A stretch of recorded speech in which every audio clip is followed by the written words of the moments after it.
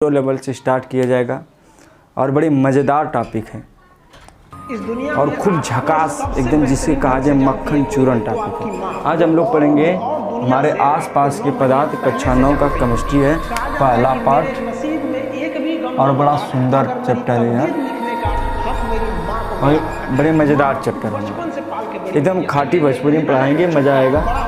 तो हमारे आसपास के पदार्थ सबसे पहले हम जानेंगे कि हमारे आसपास में जितने भी वस्तुएं दिखाई दे रही है वो सभी क्या है, पदार्थ है। उनके बारे में हमको जानकारी लेना है, अध्ययन करना है, यानी पदार्थ हमारे आसपास के जितने भी पास पड़ोस में पदार्थ हैं उनके बारे में अध्ययन करना। तो हेडिंग डालो, कापी कलम खोल के बैठ जाओ भैया। हेडिंग डालो पदार्थ, मैटर। इसे एक और नाम कहते हैं हम लोग द्रव्य। क्या कहते हैं? द्रव्य। द्रव्य पदार्थ बात एक ही होता है, एक ही नाम देते हैं हम लोग। तो द्रव्य किसे कहते हैं? देखो, द्रव्य यह माना गया था प्राचीन काल में, यह माना गया था कि ब्रह्मांड में, संसार में जितने भी वस्तुएं दिखाई दे रही है सभी वस्तुएं क्या है, पदार्थ हैं। कुछ को हम देख सकते हैं, कुछ को हम लोग अनुभव कर सकते हैं। जैसे हम बात करें मेज, कुर्सी, हवा, मेज, कुर्सी, जल, कलम, किताब आदि, इन सभी को हम लोग क्या कर सकते हैं, देख सकते हैं। तो यह सभी हमारे क्या हो जाएंगे, पदार्थ, जिन्हें हम लोग अनुभव करते हैं। जैसे मैं बात करें अनुभव करने वाली, अनुभव करते हैं जिसे हम लोग हवा को, हवा, एयर, हवा, इसे हम लोग अनुभव कर सकते हैं, देख नहीं सकते हैं। हवा को सिर्फ हम अनुभव कर सकते हैं। तो यह हम क्या कर रहा हूँ, मैं बताया जा रहा है कि पदार्थ हम उसे कहेंगे, उसी को कहेंगे जिसे हम देख सकते हैं या अनुभव कर सकते हैं। अनुभव किससे करेंगे? ज्ञानेंद्रियों द्वारा। देखेंगे किससे? ज्ञानेंद्रियों द्वारा। उसे क्या कहा जाएगा? पदार्थ। यह प्राचीन काल में बात हुई थी। ब्रह्मांड में जितने भी वस्तुएं हैं सभी वस्तुओं को क्या कहा जाएगा? पदार्थ। और इन पदार्थ को प्राचीन काल में 5 वर्गों में विभाजित किया गया था। 5 वर्गों में क्या किया गया था भैया?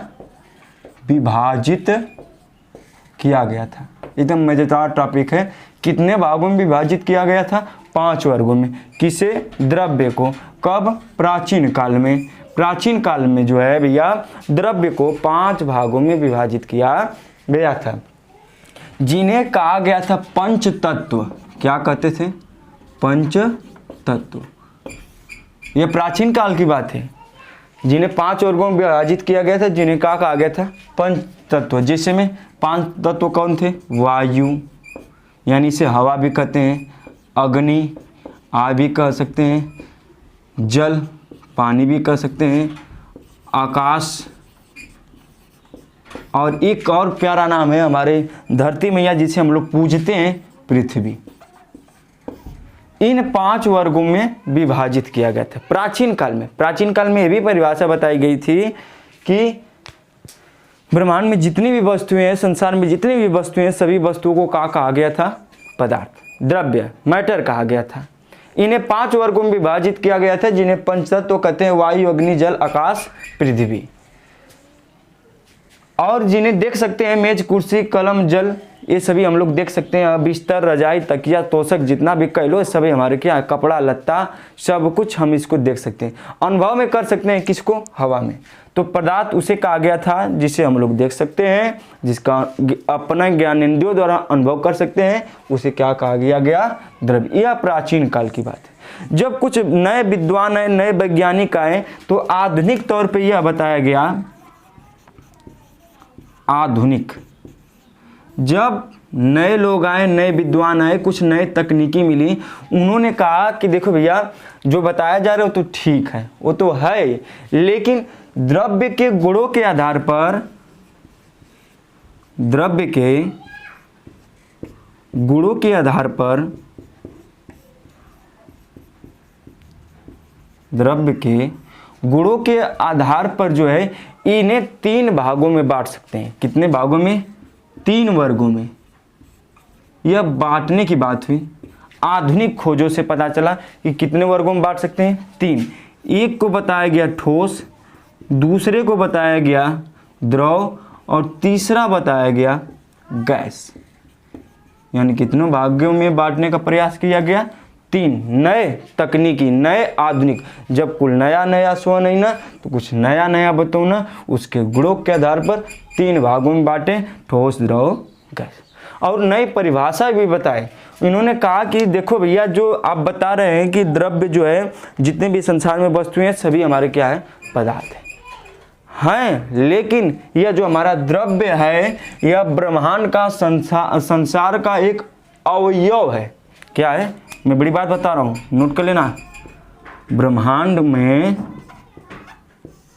ब्रह्मांड का जो वस्तु है यानी पदार्थ है, द्रव्य है, यह क्या है, अवयव है। एक नई तकनीकी बात बता रहा हूँ भैया, नोट कर सकते हो। क्या बात है, ब्रह्मांड का जो है अवयव है, द्रव्य या पदार्थ या वस्तु, ये जितने भी ब्रह्मांड में वस्तुएं हैं ये सभी ब्रह्मांड के क्या है, अवयव है, एक टुकड़ा है, वहाँ से कट कर ये हमारा पदार्थ द्रव्य बनाए, जिन्हें 3 वर्गों में बांट सकते हैं, ठोस, द्रव और गैस में। इन्हीं 3 वर्गों में हम इससे क्या कर सकते हैं, बांट सकते हैं।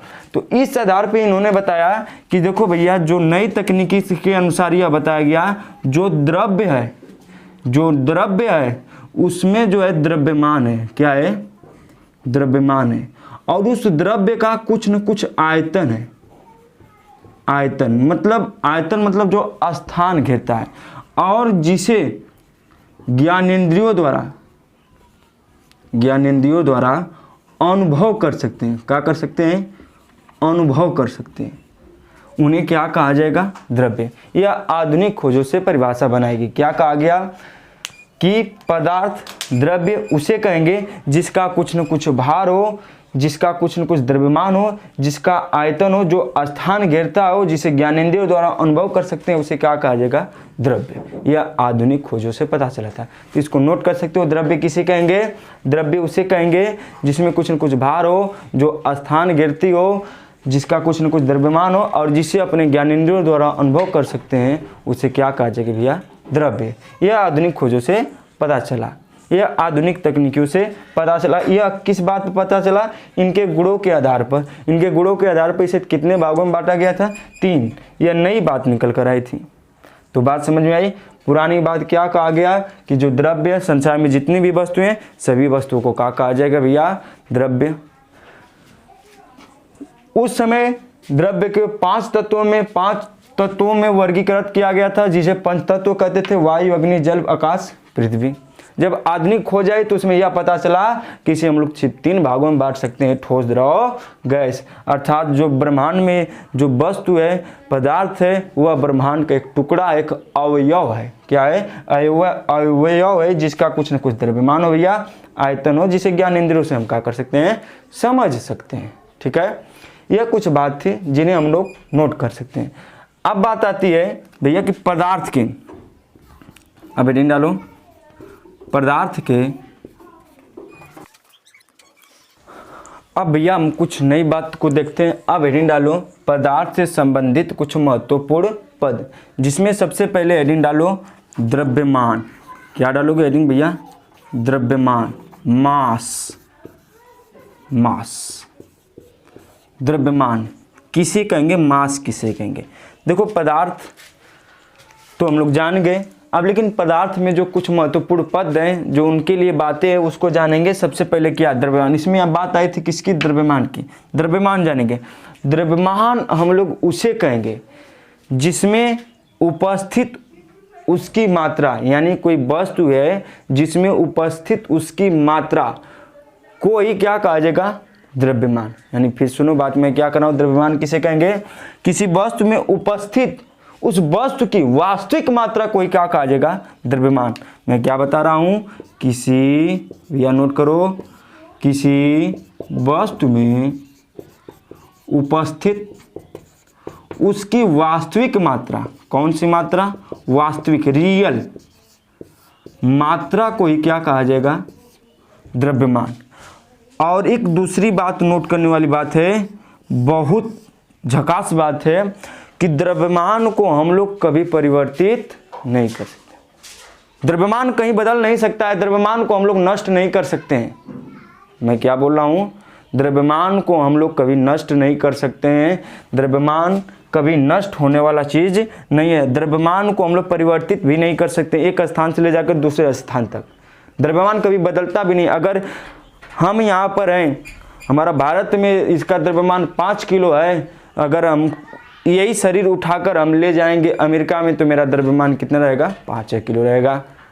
अगर मेरा जो है पृथ्वी पर मेरा द्रव्यमान जो है 50 किलो है, अगर मैं चंद्रमा पर जाऊंगा तो मेरा द्रव्यमान कितना रहेगा, 50 किलो। द्रव्यमान कभी बदलता नहीं है। तो एक बात नोट कर सकते हो, द्रव्यमान ना तो परिवर्तित होता है और न तो द्रव्यमान को हम लोग नष्ट कर सकते हैं। द्रव्यमान कभी नष्ट भी नहीं होता है। द्रव्यमान को एक बात याद रखो, द्रव्यमान को हम लोग छोटका यम से प्रदर्शित करते हैं। द्रव्यमान को हम लोग छोटका यम से प्रदर्शित करेंगे, छोटा वाला यम से। द्रव्यमान को न तो हम उत्पन्न कर सकते हैं, न तो नष्ट कर सकते हैं, न तो उसे हम कहीं ले जाकर उसे परिवर्तित करते हैं।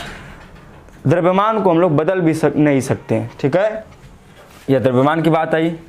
फिर इसके बाद एक और बात आती है भार, वेट। भार किसे कहेंगे, देखो भार उसे कहेंगे जैसे हमारी पृथ्वी माई है। पृथ्वी माई जब हम किसी वस्तु को अपने केंद्र की ओर खींचती है, जिस बल से खींचेगी वही बल जो है उस वस्तु का क्या कहलाएगा, भार। फिर सुनो, भार किसे कहेंगे, जब किसी वस्तु को पृथ्वी माई, जब किसी वस्तु को ऊपर से जो पृथ्वी में अपनी ओर क्या करती है, खींचती है, जिस बल से खींचेगी उस वस्तु का जो भी होगा वह क्या कहलाएगा, भार। यानी पृथ्वी किसी वस्तु को जिस बल से अपनी ओर खींचेगी उसे क्या कहा जाएगा भैया, भार कहते हैं। भार को हम लोग W से प्रदर्शित करेंगे। किससे, तो लिख लेना, भार किसे कहेंगे, पृथ्वी किसी वस्तु को जिस बल से अपनी ओर खींचेगी उसे क्या कहा जाएगा, भार। भार को किससे प्रदर्शित करेंगे, हम लोग W से प्रदर्शित करेंगे। और एक बात और नोट करने वाली बात है, भार को हम लोग परिवर्तित कर सकते हैं। भार बदल सकता है, भार बदल सकता है, भार बदल सकता है।